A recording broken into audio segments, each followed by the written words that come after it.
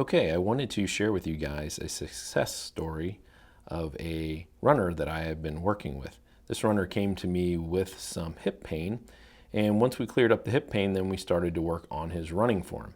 I do this with all my patients who are runners, or even those who want to become runners, because if they can improve upon their form, then they will have a lot less likelihood of having an injury in the future. So the top video will be the before video. And this is a video that I took before he had any instruction on running form. And a couple things I want to note quickly is as we progress the video forward and he goes to land here, he lands with his heel right out in front of his body, right? So you can see how far out in front of his body his heel strikes. And then this position of the leg here, where the leg is kind of coming down and it's out in front and the toes pointed up, we call that a check mark landing.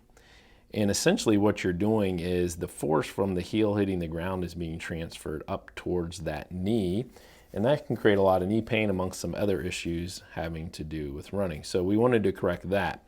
Another thing I noticed when he was running is he kind of carried his arms maybe a little bit lower than I would like. It's not bad, it's more mid level, but I like to have the arm carry just a little bit higher because that helps with the running form tips that I give him of being able to stand up straight, lean forward to help bring his legs a little bit more underneath of him.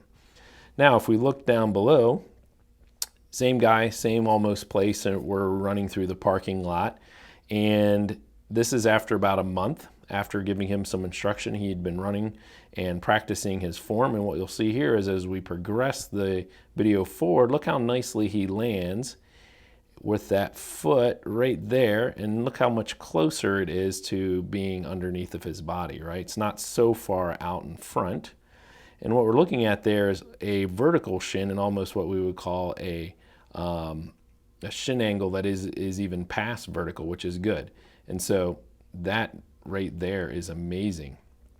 And he's able to land with that foot underneath of him. He's coming then over top, the foot's not out in front of him, braking. And then also look at his arms. You can see that he carries those arms a little bit higher, tucked in, and that helps him get that forward lean that he needs to be able to get that foot strike. So those are just a couple of things that I work on with runners, and I just wanted to share this with you guys because it was a pretty dramatic difference in form that could be seen with this runner once I taught him a few tips.